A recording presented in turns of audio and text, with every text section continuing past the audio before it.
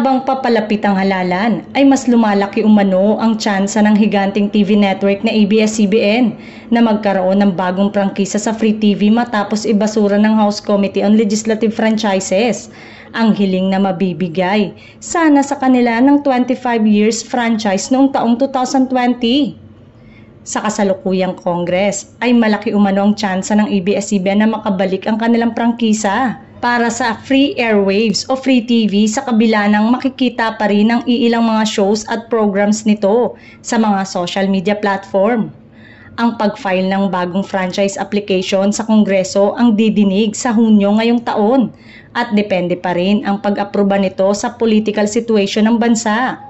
Samantala, malaking ambag sa pagbabalita ng ABS-CBN sa kasalukuyang nangyayari sa ating bansa, maging mas malaki ang magiging papel lalo na ngayong nalalapit na ang halalan. Patatandaan sa botong 70-11-2 ay inaprubahan ng mga miyembro at ex-official members ng committee ang resolusyong hindi ito mabigyan ng prangkisa.